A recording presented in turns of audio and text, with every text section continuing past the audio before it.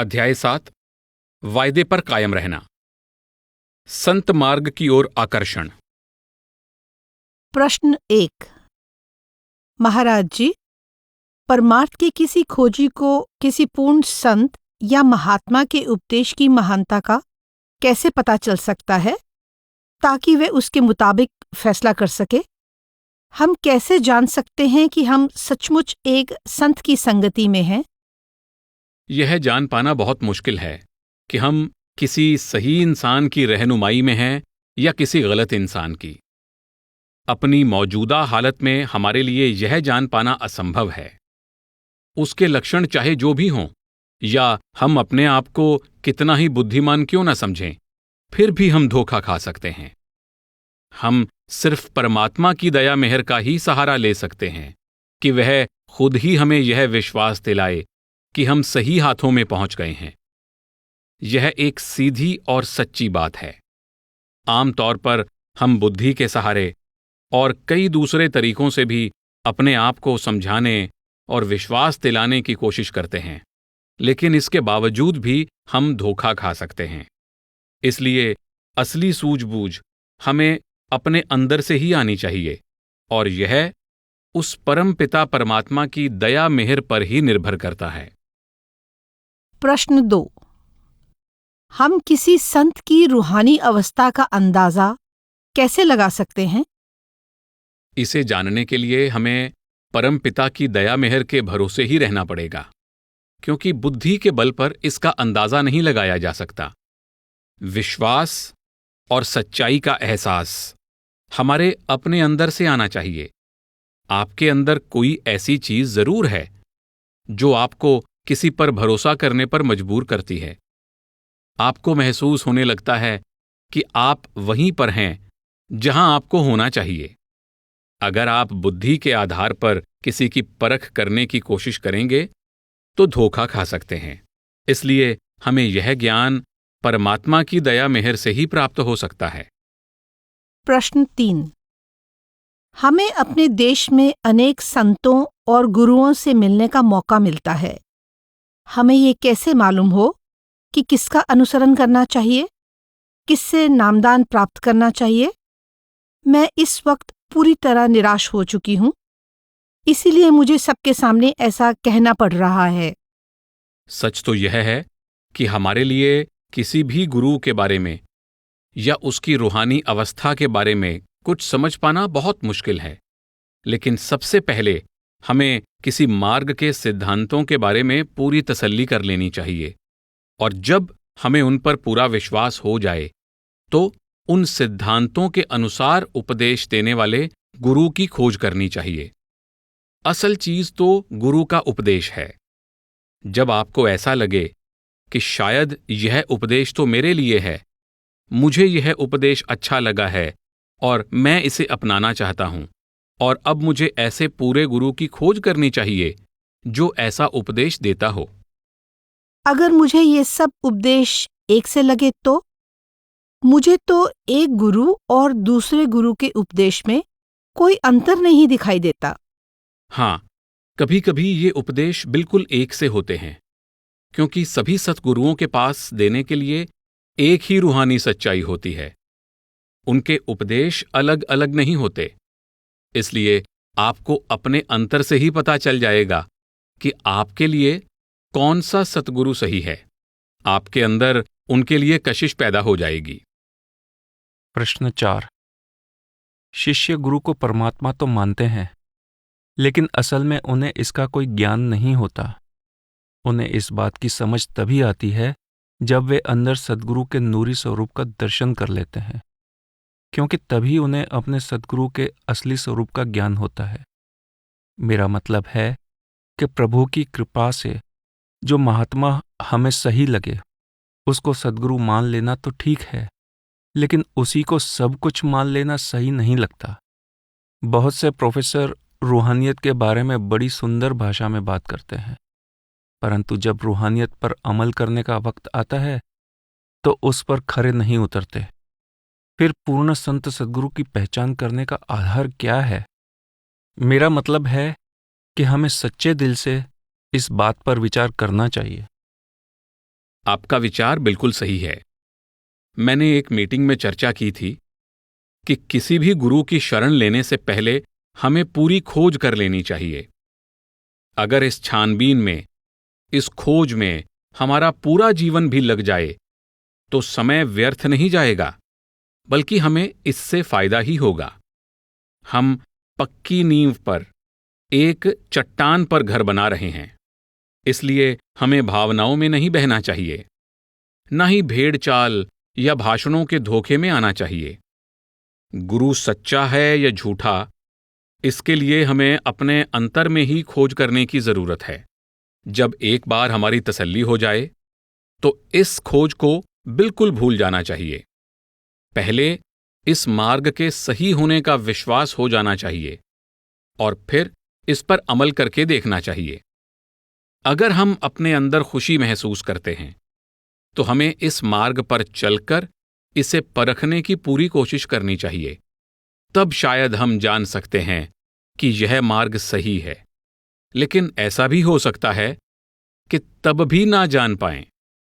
सच्चे मार्ग की प्राप्ति के लिए, सच्चे सतगुरु से मिलाप के लिए परमात्मा की दया मेहर की जरूरत होती है।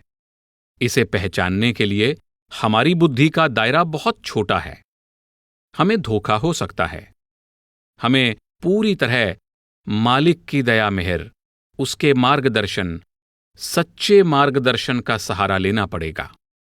अगर हम सच्चे दिल से खोज करते हैं तो मैं आपको विश्वास दिलाता हूं, मालिक हमें जरूर सही रास्ते पर ले आएगा। वह हमें रास्ता जरूर दिखाएगा। हो सकता है कि इसमें वक्त लग जाए, क्योंकि इसके लिए सही मौका भी होना चाहिए। पर अगर हमारी लगन सच्ची है तो वह हमें सही मार्ग पर जरूर ले आएगा। प्रश्न 5। मैंने इसके बारे में बहुत सोच विचार किया है और जो भी पुस्तक मिली मैंने पढ़ी, लेकिन क्या अब आप मुझे बताएंगे कि हम देहधारी सद्गुरु से कैसे मिल सकते हैं? सबसे बड़ी बात तो यह है कि हमें देहधारी सतगुरु की जरूरत महसूस होनी चाहिए। मुझे जरूरत तो महसूस होती है। तब तो मालिक खुद ही आपको सही मार्ग पर ले आएगा। परमात्मा को आप नहीं ढूंढ रही हैं, वह परमात्मा ही आपको ढूंढ रहा है। वह मालिक खुद ही अंदर से आपको अपनी तरफ खींच रहा है। जब आप पूरी तरह से तैयार हो जाएंगी तो वह अपने आप किसी के जरिए आपको सच्चे रास्ते पर ले आएगा। आपको सिर्फ परमात्मा की कशिश महसूस करने के काबिल होना चाहिए। हजरत ईसा ने सेंट जॉन की वार्ता में कहा है कि केवल वे ही रूहें मेरे पास आएंगी जिन पर मालिक ने मेरे लिए मोहर लगाई है, जिन्हें मेरे लिए चुना गया है। वे अपने आप मेरी तरफ खींची चली आएंगी। वे अपने आप मेरी आवाज सुनेंगी और उन्हें मुझ पर भरोसा भी होगा। इसलिए जब हम संत मार्ग को अपनाने के लिए तैयार हो जाते हैं और सच्चे दिल से परमात्मा की खोज में लग जाते हैं, तब वह परमपिता खुद ही हमारे अंदर अपनी कशिश पैदा कर देता है, हमें सच्चे रास्ते पर ले आता है। प्रश्न 6। अगर परमपिता को ही ये मंजूर नहीं कि हम परमार्थ की राह पर चलें, तो फिर क्या हो सकता है? हमें तब तक किसी पर विश्वास नहीं करना चाहिए, किसी भी मत को नहीं अपनाना चाहिए, जब तक हमारे अंदर उसके लिए इतनी जबरदस्त कशिश या लगन जागृत ना हो जाए कि हम उसे रोक ही ना पाएं। आंखें मूंद कर किसी भी विचारधारा या गुरु को अपनाने में जल्दबाजी नहीं करनी चाहिए। हमें अपनी अवस्था को भली भांति समझना है, फिर अपने अंतर की आवाज को सुनना चाहिए। प्रश्न 7। क्या सही मार्गदर्शन करने वाली कोई शक्ति ही लोगों को आपकी ओर प्रेरित करती है? आपका मतलब है कि क्या कोई उन्हें यह मार्ग दिखाता है? हाँ, क्या कोई सही मार्गदर्शन करने वाला हाथ जीवों को आपकी ओर लाता है? मेरा मतलब है कि क्या परमात्मा की दया मेहर लोगों को उनके जीवन काल में आपकी तरफ ले आती है? आप खुद एक पादरी हैं और आपने बाइबल में पढ़ा होगा कि हजरत ईसा ने कहा है, मुझे कुछ चुनी हुई भेड़ों के लिए, चुनी हुई आत्माओं के लिए भेजा गया है। परमात्मा की दया मेहर का हाथ तो पीछे होता ही है। हजरत ईसा के पास केवल वे ही जीव आए जो उनके लिए चुने गए थे। वे उनके जीव थे और उनके पास आ गए। उन्हीं को परमात्मा के पास वापस ले जाया गया। आप इसे इत्तिफाक कह सकते हैं, पर इसमें इत्तिफाक वाली कोई बात नहीं है। आप नहीं जानते कि किसी को इस तरफ कैसे खींचा जा रहा है, कि हमें कौन सी चीज इस तरफ ला रही है। कई घटनाएं इसमें अपनी भूमिका निभाती हैं और फिर हम अचानक अपने आप को इस मार्ग पर पाते हैं। जब हम इनकी वजह जानने की कोशिश करते हैं तो हमें इसकी कोई वजह नजर नहीं आती। किसी दिन अचानक हमें यह उपदेश अच्छा लगने लगता है। हम कहते हैं कि यह कितना सीधा साधा है, हमने पहले इसके बारे में क्यों नहीं सोचा। पर यह काम अचानक ही नहीं होता, क्योंकि हमें पता नहीं होता कि यहां तक पहुंचने के लिए हमें कितनी मुसीबतें सहनी पड़ी हैं। हम इसे सिर्फ इत्तिफाक कह देते हैं, पर असल में इत्तिफाक से कुछ भी नहीं होता। प्रश्न 8। मैं जानता हूं कि मैंने आपसे पहले भी निजी तौर पर इस बारे में चर्चा की है।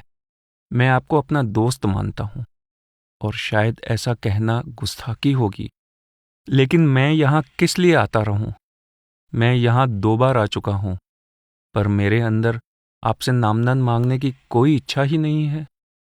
देखिए, वह इच्छा तो अंदर से आएगी और वह परमात्मा ही बेहतर जानता है कि इसे कब और कैसे पैदा करना है। उसके बिना तो हम कभी परमात्मा की जरूरत भी महसूस नहीं करेंगे। लेकिन जब वह चाहता है तो हमारे अंदर उस इच्छा को पैदा कर देता है। वही ऐसे हालात और ऐसा माहौल बना देता है जो हमें इस रास्ते पर चलने को मजबूर करते हैं। तब हम अपने आप को रोक ही नहीं पाते। जब वह हमें इस रास्ते पर लाना चाहता है तो हमारी बुद्धि हार जाती है, सभी अड़चनें दूर हो जाती हैं।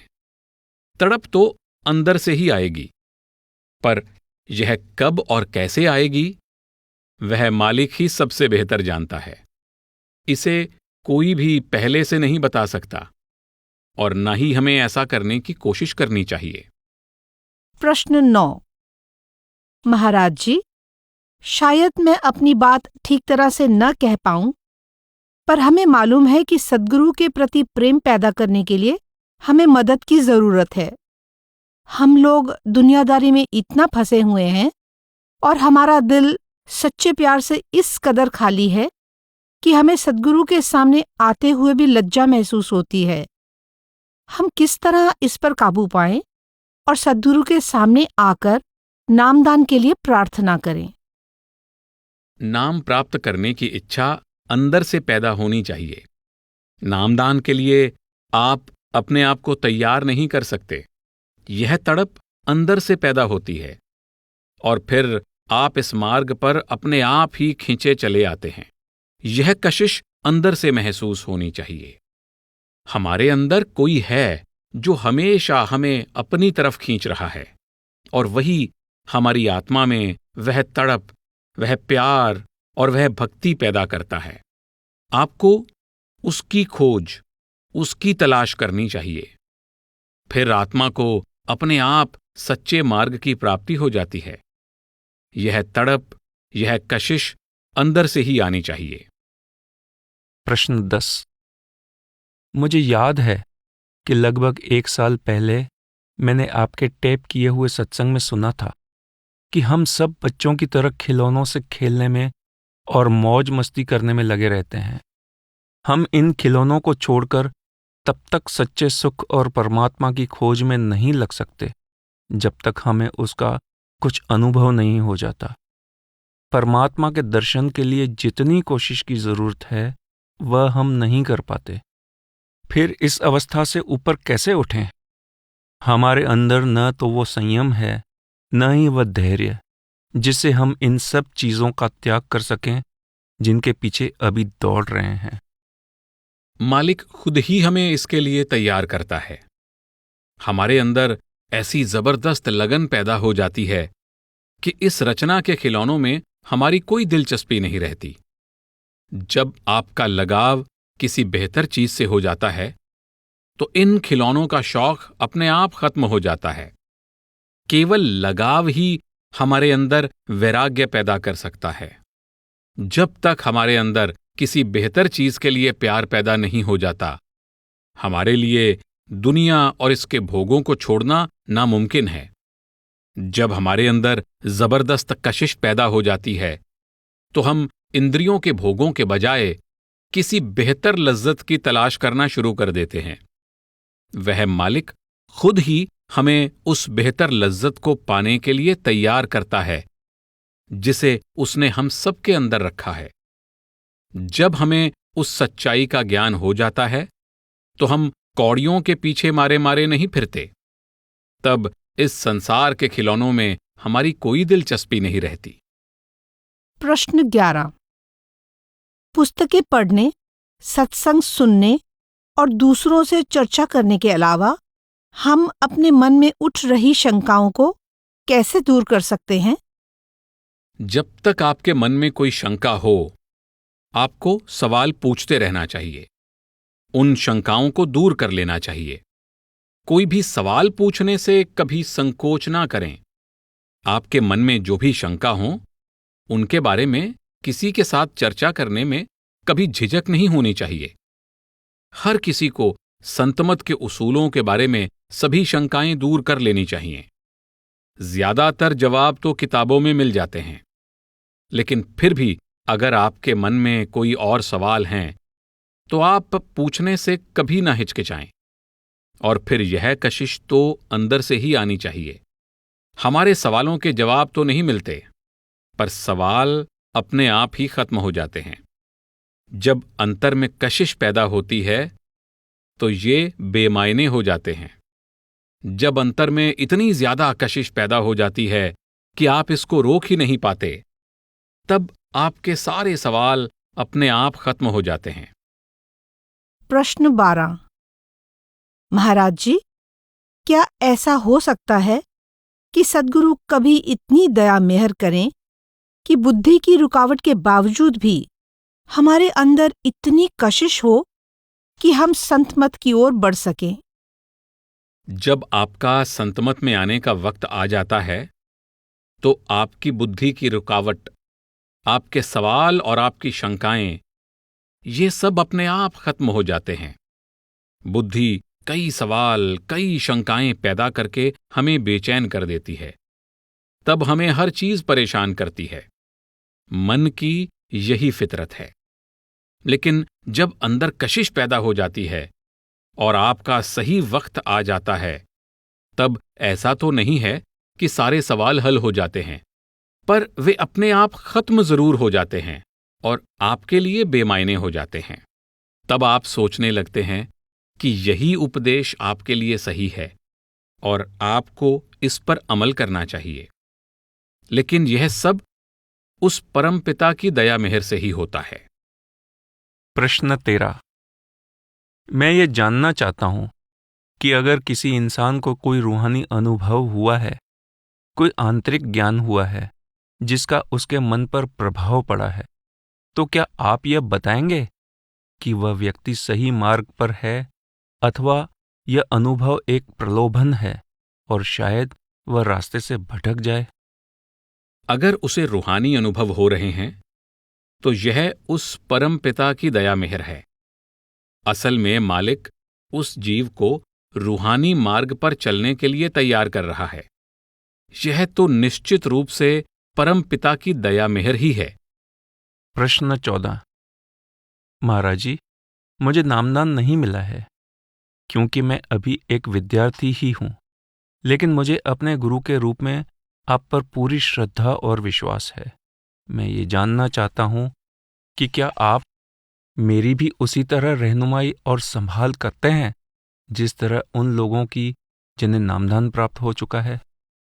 परमात्मा हम सबके अंदर है और अपने सभी भक्तों की संभाल करता है। अगर आपके मन में उसके प्रति भरपूर श्रद्धा और प्रेम है तो सीधी सी बात है कि यह उसकी दया मेहर ही है जो आपके अंदर कशिश पैदा कर रही है। अगर वह कशिश पैदा कर रहा है तो वह कभी आपका साथ नहीं छोड़ेगा, कभी आपको नजरअंदाज नहीं करेगा। वह हमेशा आपका मार्गदर्शन करता रहेगा। प्रश्न 15। महाराज जी, कोई जिज्ञासु संत मार्ग पर कब आता है? जब परमात्मा की मौज होती है कि आप रूहानी मार्ग पर चलें, उसे पहचानें और उससे मिलाप करें, तब वह आपके अंदर समझ और कशिश पैदा करता है और आप उस कशिश को रोक नहीं सकते।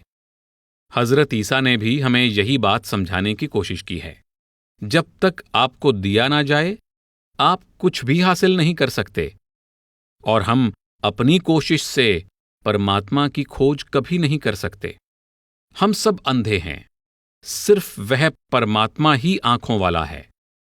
कोई भी अंधा इंसान किसी आंखों वाले को नहीं पकड़ सकता जब तक उसे आंखों वाले के पास ना ले जाया जाए या वह आवाज देकर उसे अपने पास ना बुलाए। इसलिए सिर्फ परमपिता ही हमें सही मार्ग पर ला सकता है। हम खुद उसकी खोज नहीं कर सकते। ज्यादा से ज्यादा हम अपने अंतर में उसके द्वारा पैदा की गई कशिश की तरफ ध्यान दे सकते हैं। उसकी दया मेहर के बिना हम कुछ भी करने में कामयाब नहीं हो सकते। जब परमपिता की मौज होती है तो वह अपने आप ही हमारे लिए ऐसा माहौल, ऐसे हालात बना देता है कि हम उसकी भक्ति किए बिना नहीं रह सकते। जब तक वह शुभ घड़ी नहीं आ जाती, तब तक हमें उस कशिश का इंतजार करना होगा। प्रश्न 16। क्या हमें यह तड़प दुनिया की ओर से निराश हो जाने से ही मिलती है? इस बारे में आपका क्या विचार है? कारण चाहे जो कुछ भी हो, मालिक के पास आने की दो वजह हैं।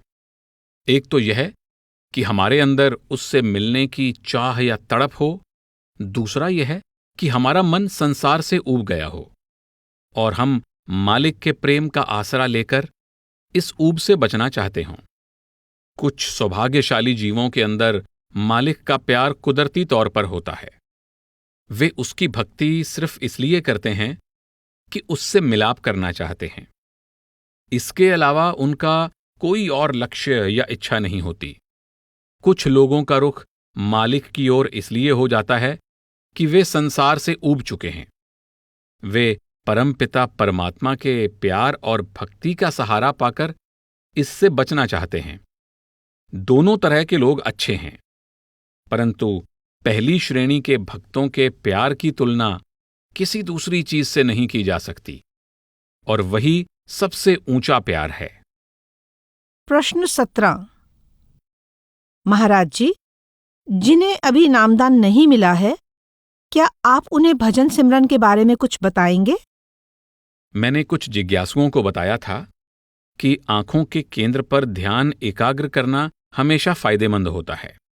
जब आप अपनी आंखें बंद करते हैं तो आपको अपने माथे में अंधेरे के सिवा और कुछ नहीं दिखाई देता। उस वक्त दुनिया की किसी भी चीज में आपकी दिलचस्पी नहीं होती। अपने ध्यान को माथे पर, यहां अंधेरे में एकाग्र करें और परमात्मा के किसी भी नाम को दोहराएं। इससे आपको अपना ध्यान आंखों के केंद्र पर एकाग्र करने में मदद मिलेगी। यह अभ्यास आपको नामदान के लिए भी तैयार करेगा और नामदान के बाद भजन सिमरन में भी आपके लिए फायदेमंद होगा। लेकिन जब आप यहां अंधेरे में ध्यान एकाग्र करने की कोशिश करते हैं तो अपनी आंखों पर कभी जोर नहीं डालना चाहिए। आपको किसी खास बिंदु पर ध्यान केंद्रित करने की कोशिश नहीं करनी चाहिए, क्योंकि ऐसा करने से आंखों को नुकसान पहुंच सकता है या माथे में दर्द हो सकता है। आपको आंखों की ओर कोई ध्यान नहीं देना चाहिए। जब आप अंधेरे में ध्यान एकाग्र कर रहे हों, तब अगर आपको प्रकाश की कोई झलक या कुछ रंग दिखाई दें तो बिल्कुल भी डरना नहीं चाहिए। ऐसा होना आम बात है। ध्यान एकाग्र होने से ऐसा होता ही है। नामदान से पहले मैं आपको केवल यही सलाह दे सकता हूं। प्रश्न 18। महाराज जी, पिछले हफ्ते दिल्ली में एक जिज्ञासु ने आपसे भजन सिमरन के बारे में पूछा था कि क्या राधा स्वामी शब्द को बार बार दोहराना ठीक है, और आपने कहा था नहीं, मैं समझ नहीं पा रहा कि क्या यह हिदायत निजी तौर पर सिर्फ उस व्यक्ति के लिए थी या फिर आमतौर पर सब जिज्ञासुओं के लिए है। आमतौर पर मैं किसी जिज्ञासु को राधा स्वामी शब्द को बार बार दोहराने की सलाह कभी नहीं देता, जब तक कि उसने संतमत के उपदेश को समझ न लिया हो, उस पर उसे पूरा विश्वास न हुआ हो, और जब तक उसने इस पर अमल करने का पक्का इरादा न बना लिया हो। कई बार वे इस शब्द को दोहराने के इतने आदी हो जाते हैं कि उनके लिए इस अभ्यास को छोड़ना और असली सिमरन शुरू करना मुश्किल हो जाता है। लेकिन जिज्ञासु कुछ न कुछ करने के लिए बहुत उत्सुक होते हैं, इसलिए वे यह सब करते हैं। कई बार उन्हें कह दिया जाता है कि अगर वे ऐसा किए बिना नहीं रह सकते तो कर लें, लेकिन बेहतर यही है कि जब तक वे इस उपदेश को पूरी तरह समझ नहीं लेते, जब तक इस पर चलने का, इस उपदेश के अनुसार जीवन ढालने का और अपने जीने के ढंग को बदलने का पक्का इरादा नहीं कर लेते, तब तक वे इंतजार करें। इंतजार करने में कोई हर्ज नहीं है। नामदान। प्रश्न 19।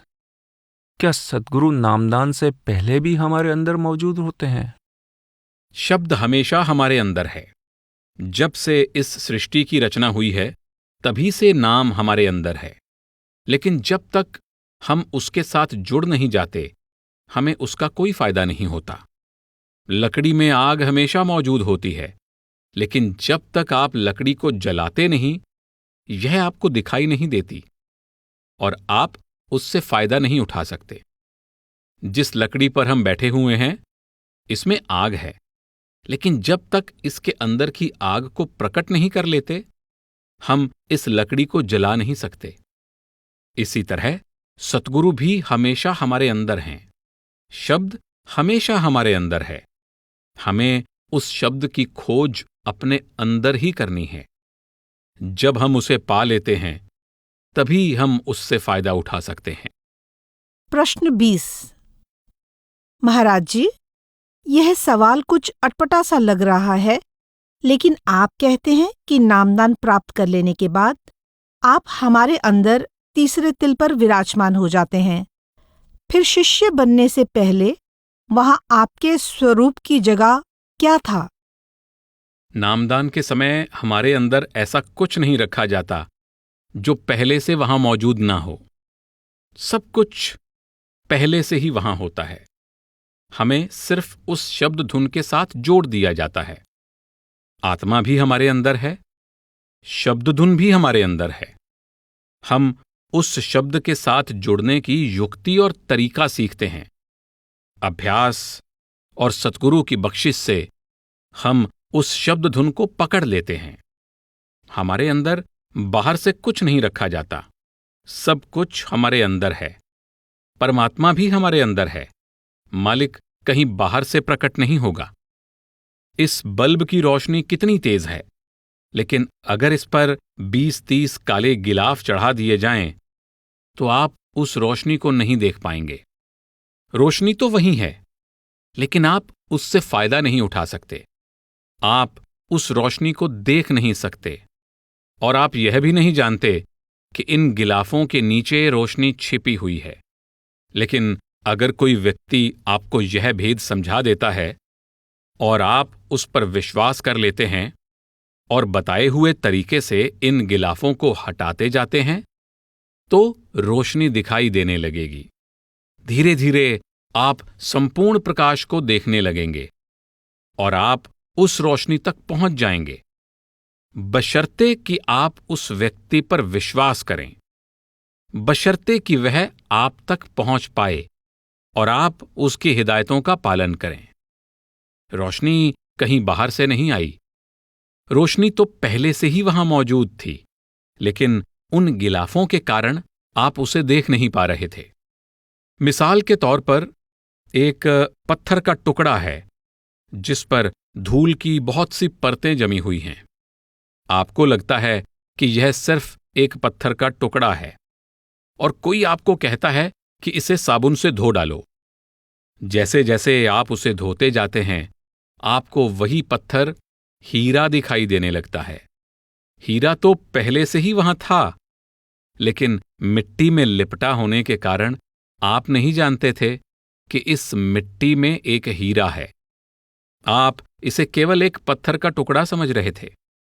इस तरह अगर आप उस व्यक्ति की बात मान लेते हैं जो आपको वह मिट्टी से लिपटा हुआ पत्थर धोने के लिए कहता है, और आपका उस व्यक्ति पर विश्वास है, और आप धैर्य से पत्थर को धोते जाते हैं, तो आप सारी मिट्टी हटाकर उस हीरे को प्राप्त करने में कामयाब हो जाएंगे।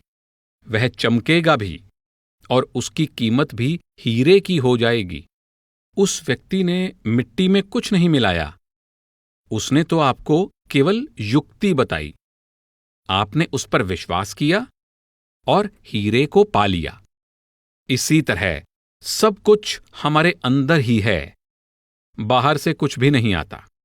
संत महात्मा हमें युक्ति बताते हैं और हम उन पर विश्वास करके उनकी बताई हुई युक्ति से अभ्यास करने पर उस प्रकाश को देख पाते हैं जिस पर पहले बहुत से गिलाफ चढ़े हुए थे।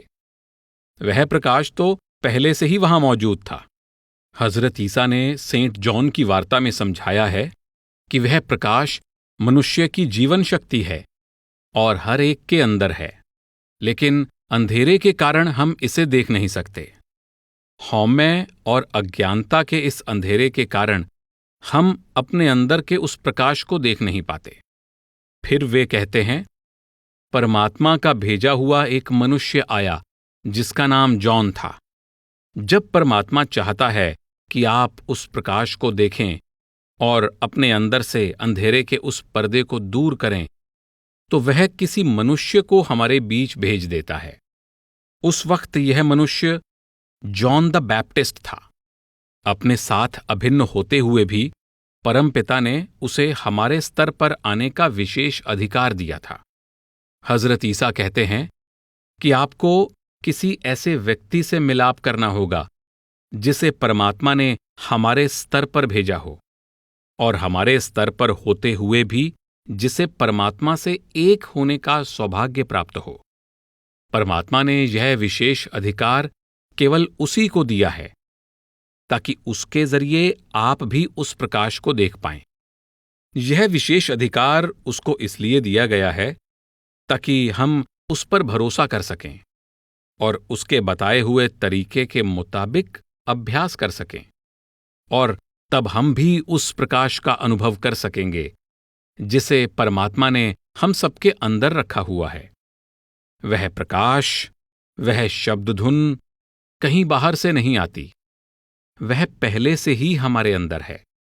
लेकिन जब तक परमात्मा किसी को हमारे स्तर पर नहीं भेजता और हम उस पर पूरा विश्वास नहीं करते और उसके कहे अनुसार अभ्यास नहीं करते, हम अपने आप उस अज्ञानता या अंधेरे के पर्दे को नहीं हटा सकते और अंतर में उस प्रकाश को नहीं देख सकते जो उसने हम सबके अंदर रखा हुआ है।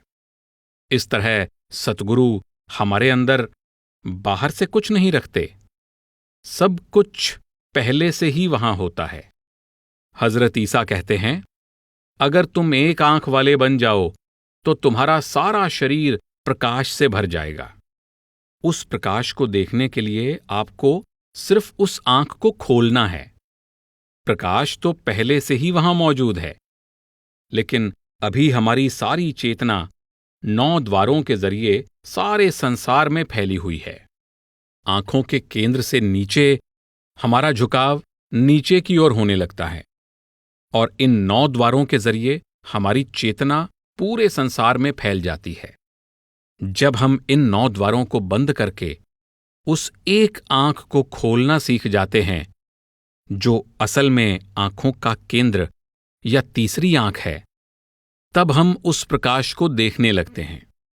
हजरत ईसा यह नहीं कहते कि प्रकाश कहीं बाहर से आएगा। प्रकाश तो पहले से ही वहां है। वहां प्रकाश के सिवाय और कुछ नहीं है। लेकिन जब तक हम उस मंडल में नहीं पहुंच जाते जहां से हम उस प्रकाश को देख सकते हैं, तब तक हमें सिर्फ अंधेरा ही दिखाई देता है। इस तरह हर चीज पहले से ही यहां है। हमें उस प्रकाश को देख पाने के लिए बस यहां पहुंचना है। हालांकि सुई चुंबक की ओर हमेशा आकर्षित होती है, लेकिन ऐसा तभी होता है जब सुई चुंबक के दायरे में हो, उसकी पहुंच में हो। तभी चुंबक सुई को खींच पाता है। लेकिन अगर सुई दूर है तो चुंबक उसे नहीं खींच पाएगा। इसी तरह उस प्रकाश को देखने के लिए हमें उस दायरे में, उस मंडल में आना पड़ेगा। वहां पहुंचने के लिए हमें सिमरन और ध्यान की युक्ति का प्रयोग करना पड़ेगा ताकि हम उस प्रकाश को देख सकें। लेकिन प्रकाश तो पहले से ही वहां मौजूद है। प्रश्न 21। महाराज जी, क्या आप नामदान के विषय में कुछ बताने की कृपा करेंगे? मेरा मतलब नामदान की विधि से नहीं, बल्कि नामदान के महत्व से है। नामदान का असली महत्व भजन सिमरन से है। नामदान का मकसद भजन सिमरन है, और भजन सिमरन का मकसद तो आप जानते ही हैं। हम भजन सिमरन इसलिए करते हैं क्योंकि हम मालिक के पास वापस जाना चाहते हैं, इस जन्म मरण के चक्र से छुटकारा पाना चाहते हैं। भजन सिमरन का यही मकसद है। भजन सिमरन करने के लिए आपको नामदान प्राप्त करना होगा, आपको दीक्षा लेनी होगी, आपको एक नया जन्म लेना होगा। केवल अपनी सुरत को समेटकर आंखों के केंद्र पर लाना, अंतर में इसे शब्द धुन के साथ जोड़ना और प्रकाश के साथ एक हो जाना, यही नामदान का मकसद है। हमें अपनी आत्मा की पहचान करने के लिए भजन सिमरन को आधार बनाना है। इसके सिवाय और कोई मकसद नहीं है। प्रश्न 22। नामदान क्या है और हम इसके लिए अपने आप को कैसे तैयार कर सकते हैं? नामदान का मतलब है संतमत के रास्ते पर चलना, उस युक्ति का अभ्यास करना जो आपकी चेतना को समेटकर वापस आंखों के केंद्र पर ले आती है और आपको अंतर में शब्दधुन और प्रकाश के साथ जोड़ देती है। यह वही नामदान है जिसका जिक्र हजरत ईसा ने भी इस प्रकार किया है। नया जन्म, बपतिस्मा आदि, सबका एक ही मतलब है। हजरत ईसा कहते हैं, जब तक तुम एक नया जन्म नहीं ले लेते, तुम अमर जीवन को प्राप्त नहीं कर सकते। यही नामदान है। लेकिन नामदान से पहले हमें संतमत के उसूलों को अच्छी तरह समझ लेना चाहिए। हमें अपनी बुद्धि की तसल्ली कर लेनी चाहिए कि मेरे लिए यही रास्ता सही है। क्या मैं इस रास्ते पर चल सकूंगा? क्या मैं संतमत के उसूलों के मुताबिक अपना जीवन ढाल पाऊंगा? क्या मुझे यकीन है कि यह रास्ता मेरे लिए है? यह बहुत ही जरूरी है, क्योंकि यही वह नींव है जिस पर हमें अपने भजन सिमरन की इमारत खड़ी करनी है। जब यह यकीन हो जाता है, तब अंदर पक्का भरोसा पैदा हो जाता है। तब हमें संतमत के प्रति कशिश महसूस होती है और हमारी सारी शंकाएं दूर हो जाती हैं। मन को विश्वास आ जाता है, बुद्धि को तसल्ली हो जाती है।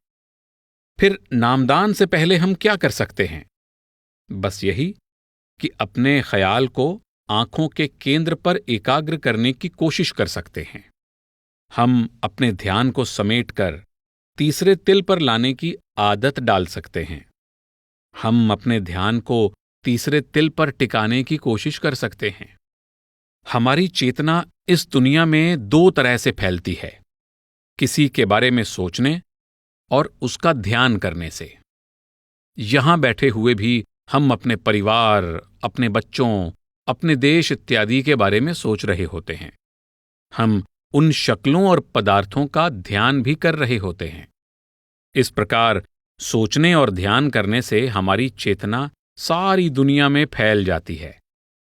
लेकिन जिन चीजों के बारे में हम सोचते हैं, वे सब नाशवान हैं। इसीलिए संत हमें परमात्मा के बारे में सोचने, परमात्मा के नाम का सिमरन करने और अपने ख्याल को आंखों के केंद्र पर टिकाने की कोशिश करने की हिदायत देते हैं। इस प्रकार अपने ख्याल को यहां टिकाकर आप परमात्मा के किसी भी नाम का सिमरन कर सकते हैं जो आपको पसंद हो। शुरू शुरू में इससे कोई फर्क नहीं पड़ता, क्योंकि परमात्मा का कोई खास नाम नहीं है। हमने अपने प्यार और भक्ति में आकर परमात्मा के कई नाम रखे हैं, इसलिए आप परमात्मा को किसी भी नाम से पुकार सकते हैं, बशर्ते कि आपके दिल में परमात्मा के लिए प्यार और भक्ति है। इस तरह अपने ख्याल को आंखों के पीछे टिकाकर आप परमात्मा के किसी भी नाम का सिमरन कर सकते हैं। आप हर रोज 20 या 30 मिनट तक इसका अभ्यास कर सकते हैं। ऐसा करने से भजन सिमरन में बैठने की, टिक कर बैठने की, मन को काबू करने की और उसे समेटकर आंखों के केंद्र पर लाने की आपकी आदत बन जाएगी। नामदान से पहले इससे बहुत सहायता मिलेगी, क्योंकि नामदान के बाद भी हमें यही तरीका अपनाना पड़ता है। सतगुरु द्वारा सिमरन के लिए दिए जाने वाले नाम कुछ अलग जरूर हैं, लेकिन युक्ति वही है। इसलिए नामदान से पहले मैं आपको यही एक सलाह दे सकता हूं। हमें टिक कर बैठना है और परमात्मा के किसी भी नाम का सिमरन करते हुए अपने ख्याल को तीसरे तिल पर एकाग्र करने की कोशिश करनी है। प्रश्न 23। क्या नामदान की बख्शिश के समय हमें प्रकाश और ध्वनि का अनुभव हो सकता है? नामदान के वक्त आपको भजन सिमरन के अभ्यास की युक्ति, उसका ढंग समझाया जाता है। कुछ लोगों को अपने पिछले कर्मों और संस्कारों के कारण नामदान के समय आवाज सुनाई देती है और प्रकाश भी दिखाई देता है, परंतु यह जरूरी नहीं कि नामदान के समय हर एक को शब्द की ध्वनि और प्रकाश का अनुभव हो। लेकिन आप आवाज सुनने और प्रकाश देखने के मार्ग पर चल पड़ते हैं। कई लोगों का पिछले जन्मों में नाम से संबंध रहा होता है और उन्होंने उस वक्त कुछ तरक्की भी की होती है, इसलिए अब उनको ज्योति प्राप्त करने के लिए केवल एक दिया सलाई की जरूरत होती है। दूसरे लोगों को बत्ती की और तेल की भी जरूरत होती है, ताकि वे प्रकाश देने के लिए एक दीपक बन सकें। यह जरूरी नहीं कि नामदान के वक्त हर किसी को अंदर आवाज सुनाई दे या प्रकाश नजर आए, लेकिन आखिरकार शब्द धुन सबको सुनाई देती है और दिव्य ज्योति भी दिखाई देती है। प्रश्न 24। महाराज जी, मुझे याद है कि सद्गुरु ने नामदान देते समय अंत में कई ऐसी बातें बताई थी जिन पर अगर हम अमल करें तो इस संसार में दोबारा वापस आने से बच सकते हैं। सतगुरु ने 5 या 6 ऐसे निर्देश दिए थे, जैसे कि संत मत की पुस्तकें पढ़ना, अच्छी संगति में रहना। नामदान के वक्त हमें सिर्फ भजन सिमरन के बारे में बताया जाता है और कुछ नहीं। हमें बताया जाता है कि यह कोई धर्म नहीं है। नामदान मिल जाने पर आपको सिमरन करने, ध्यान लगाने और शब्द धुन को सुनने का तरीका पता लग जाता है। नामदान के बाद आपको यह नहीं सोचना चाहिए कि आपने अब दुनियावी कामकाज से दूर रहना है, या आप दूसरों से अच्छे या बेहतर इंसान बन गए हैं, या फिर आपने अपनी दुनियावी जिम्मेदारियां नहीं निभानी हैं। हमें यह भी बताया जाता है कि भजन सिमरन के अभ्यास से हम जो कुछ अपने अंतर में हासिल करते हैं उसे हजम करना है। दूसरों के सामने यह भेद नहीं खोलना है और न ही दिखावे के लिए सबको बताना है, बल्कि वह सब अपने अंदर हजम करना है। हमें यह भी बताया जाता है कि सत्संग में जरूर जाना चाहिए, ताकि हमें एक दूसरे से प्रेरणा मिलती रहे। भजन सिमरन में ऐसी कई मुश्किलें आती हैं जिनका हल अक्सर हमें सत्संग में मिल जाता है। अगर हमें सत्संग में जाने का मौका नहीं मिलता तो हमें संतमत की पुस्तकें पढ़नी चाहिए। अगर फिर भी आपको अपने सवालों का जवाब नहीं मिलता तो आप मुझे लिख सकते हैं। नामदान के वक्त केवल यही हिदायतें दी जाती हैं। सिर्फ यही चीजें आपकी सहायता करेंगी और कुछ नहीं। ये हिदायतें बहुत सरल हैं। प्रश्न 25। यदि सद्गुरु ने हमें खुद नामदान न बख्शा हो तो क्या तब भी हमारे अंदर उनके लिए प्यार होता है? प्यार तो भजन सिमरन से आएगा। प्यार सिर्फ नामदान मिल जाने से नहीं आ जाता और न ही नाम देने वाले से आता है। इससे प्यार पैदा नहीं होता। प्यार तो भजन सिमरन के जरिए हमारे अंदर से जागृत होता है। भजन सिमरन ही इसे पैदा करता है, इसे दृढ़ करता है और इसके फलने फूलने में मदद करता है। यही भजन सिमरन है। इससे कोई फर्क नहीं पड़ता कि हमें युक्ति कौन सिखाता है। यह तो एक साधन मात्र है। आखिरकार हमारा संबंध सतगुरु के साथ है, उनके प्रतिनिधि के साथ नहीं, और वह संबंध हमें भजन सिमरन के जरिए ही कायम रखना है। प्रश्न 26। महाराज जी, मेरा एक सवाल है जिसका संबंध हम में से कई लोगों के साथ है। हम सब इसका जवाब भी जानते हैं, फिर भी आपसे इसका जवाब सुनकर हमें बड़ी तसल्ली होगी। सवाल यह है, मैं जानता हूं कि जब मुझे नामदान प्राप्त हुआ तो आपने मुझे 11,000 मील दूर बैठे नाम बख्शा और भाई रेपलोगल ने हमें केवल 5 नाम का सिमरन दिया और अभ्यास करने की विधि समझाई। मैं जानना चाहता हूं और महसूस करना चाहता हूं कि जिनको आपने खुद अपने सामने बिठाकर नामदान दिया है, क्या वे मुझसे बेहतर नहीं हैं? मेरे ख्याल में कल शाम को मैंने इस विषय पर चर्चा की थी। इस बात से बिल्कुल कोई फर्क नहीं पड़ता कि सतगुरु आपको खुद सामने बैठकर नाम देता है या अपने किसी प्रतिनिधि के जरिए। जिम्मेदारी खुद सतगुरु की ही होती है। हां, जो शिष्य सतगुरु के सामने बैठकर नाम प्राप्त करता है वह अपने आप को सतगुरु के ज्यादा नजदीक महसूस करता है। पर जहां तक सतगुरु का सवाल है, वह समान रूप से सब शिष्यों के नजदीक होता है। सतगुरु चाहे किसी जीव को खुद नाम दे या अपने किसी प्रतिनिधि के जरिए दे, इससे बिल्कुल कोई फर्क नहीं पड़ता। प्रश्न 27। मैंने किसी पुस्तक में पढ़ा है कि जब तक किसी की खुद सद्गुरु से भेंट न हो तब तक अपने अंतर में जाना और सचखंड पहुंचना असंभव है। क्या यह सच है कि पहले देहधारी सद्गुरु से मिलाप होना आवश्यक है? इसका मतलब यह है कि देहधारी गुरु का होना जरूरी है। मैं पुस्तक पढ़कर यही समझ पाया हूं कि खुद सद्गुरु से नाम लेना आवश्यक है। क्या यह सच है?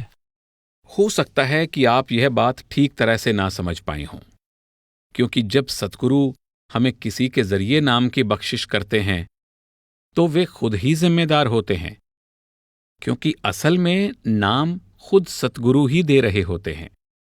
जिसके द्वारा वे नाम की बख्शिश करते हैं उसकी कोई जिम्मेदारी नहीं होती, क्योंकि वह तो केवल साधन मात्र होता है। उसके जरिए नाम प्राप्त करने वाले व्यक्ति का सतगुरु से मिलाप हो जाता है। संतमत के विचारधारा के अनुसार देहधारी गुरु से हमारा संबंध या मिलाप जरूरी है।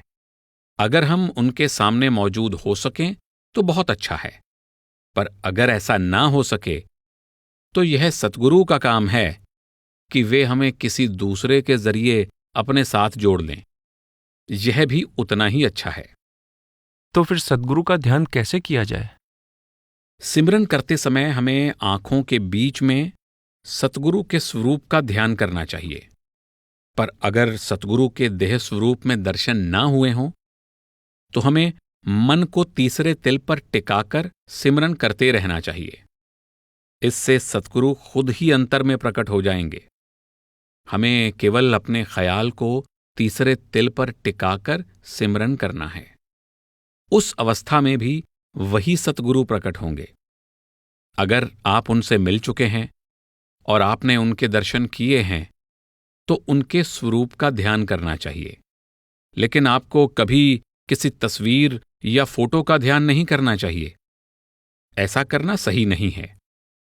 जब सद्गुरु नामदान देते हैं तो चाहे वे खुद नाम दें या अपने किसी प्रतिनिधि के जरिए दें, वे जीव को नामदान देने के लिए खुद मौजूद रहते हैं। जहां तक सद्गुरु का सवाल है, उनके लिए स्थान और दूरी के कोई मायने नहीं, पर सतगुरु के देह स्वरूप की मौजूदगी में नाम लेने वाले को कुछ फायदा जरूर महसूस होता है, जो शायद उसे दूसरी तरह नाम लेने में महसूस नहीं होता। दोनों सूरतों में रूहानी अभ्यास में एक सा ही फायदा होगा। चाहे आपने सतगुरु के दर्शन किए हैं और खुद उनसे नाम लिया है, या उनके द्वारा नियुक्त किसी व्यक्ति से नाम लिया है। जहां तक आपका नाम लेने का संबंध है, आपको सीधे सतगुरु से ही नाम मिला है।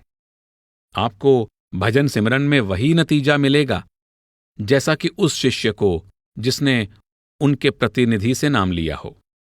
शिष्य को हमेशा सतगुरु के सामने हाजिर होना या उनसे निजी संपर्क रखना अच्छा लगता है, पर भजन सिमरन या रूहानी तरक्की के नजरिए से देखें तो इससे कोई फर्क नहीं पड़ता। प्रश्न 28। जब तक सद्गुरु जिम्मेदारी नहीं लेते, क्या प्रतिनिधि जिज्ञासुओं के कर्मों का भार उठाते हैं? प्रतिनिधि शायद दिव्य प्रकाश के उस पत्र पर भरोसा करते होंगे जिसमें कहा गया है कि जैसे ही सद्गुरु जिज्ञासु को अपना लेता है, प्रतिनिधि की जिम्मेदारी खत्म हो जाती है।